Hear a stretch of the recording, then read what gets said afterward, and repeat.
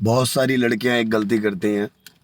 आप सभी लड़कियों को एक बात बताना चाहता हूँ कि शिवलिंग पे जब जल चढ़ाने जाती हो ना आप लोग मॉडर्न तरीके से थोड़ा जल चढ़ाना बंद कर दो, क्योंकि वो भगवान है।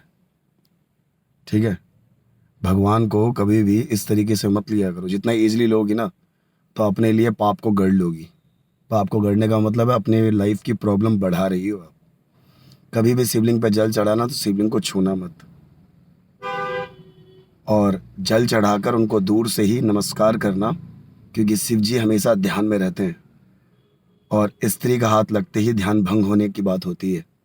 इसलिए शिव जी का क्रोध उस इंसान पे पड़ेगा जो इंसान शिवलिंग को स्पर्श करता है, खासकर लेडीज।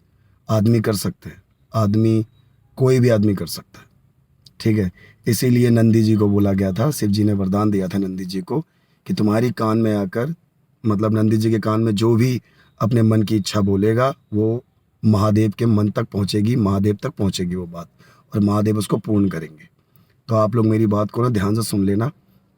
ये बात आप शिव पुराण के एक शिव पुराण में लिखा हुआ है स्पष्ट रूप में। ओम नमः शिवाय का जाप करो। जितनी भी लड़कियां हैं कभी भी शिवलिंग को स्पर्श मत करना। बेल का पत्र चढ़ाओ, बेल का पत्र आप चढ़ा सकती हैं, बट आप बेल का पत्र और जल चढ़ाने के बाद शिवलिंग को छूती हैं तो वो मत छुआ करो। उससे आपको आपके ऊपर प्रभाव पड़ सकता है उनके क्रोध का, और उनके क्रोध का भागी कभी मत बनना, क्योंकि शिव जी का क्रोध तांडव ही नहीं करते। शिव जी का क्रोध बहुत विकराल है, और जब एक बार शिव जी का क्रोध पड़ जाता है ना तो, क्योंकि शिव जी भोले बाबा हैं, उनको आप जिस रूप में मानोगे, क्योंकि ये अनेक नाम शिव जी को उनके ही भक्तों ने दिए हुए। फिर चाहे वो रावण हो।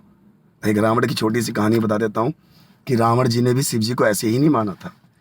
रावण के अंदर भी अहंकार था, बहुत बड़ा अहंकार शिव जी को लेकर, कि ऐसी कोई भी चीज़ इस दुनिया में नहीं है जिसको मैं नहीं कर सकता। रावण के अंदर ये अहंकार था।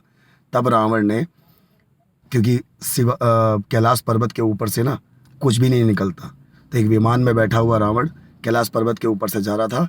तो नंदी जी ने संकेत दिया था कि क्योंकि पार्वती माँ और महादेव कैलाश पर्वत पर बैठते हैं तो कभी भी उसके ऊपर से कोई चीज़ नहीं जाती, और आज तक नहीं जाती और अभी भी नहीं जाती। और जाओगे तो दिशा भ्रम हो जाएगा, आप पागल हो जाओगे, क्योंकि वो स्वयं दुनिया के राजा, दुनिया के महानायक, महाकाल का घर है। वो हो गया काशी, हो गया जहाँ स्वयं महादेव वास करते हैं। 12 ज्योतिर्लिंगों में तो शिवलिंग के रूप में वास करते हैं। ठीक है, पर वहाँ पर स्वयं महादेव ध्यान में रहते हैं, पार्वती माँ के साथ रहते हैं। तो कभी भी तो रावण को अहंकार हुआ तो रावण ने महादेव का कैलाश पर्वत उठाने का प्रयास किया। बहुत लोगों ने बहुत सारी कहानियां बताई होंगी, पर वो सत्य नहीं है।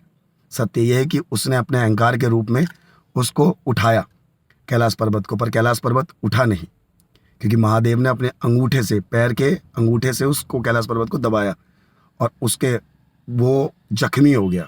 तब उसने अपने एक सिर को निकाला, अपने सिर का एक वीणा बनाया और उसी से तांडव रचित किया था। जो आज तांडव और रावण रचित तांडव सुनते हो ना, तब वो तांडव रावण ने बनाया था। और महादेव इससे प्रसन्न हुए थे। महादेव ने उसे वरदान दिया था। महादेव ने, दसाना नाम था उनका, और महादेव ने उनको रावण का नाम दिया, और उनको प्रथम शिव रूप में पूजा जाता था। पर वही है, स्त्री के लोभ में आने के बाद उन्होंने भी अहंकार में, और स्त्री के लोभ में आने के बाद माया के रूप में, माया का अहंकार होने के बाद चाहे कितना भी बड़ा ज्ञानी हो, वो धरती से अंत हो जाता है उसका। ये तो एक लीला है, पर इस चीज़ से समझो आप। हर हर महादेव, जय शिव शंभू।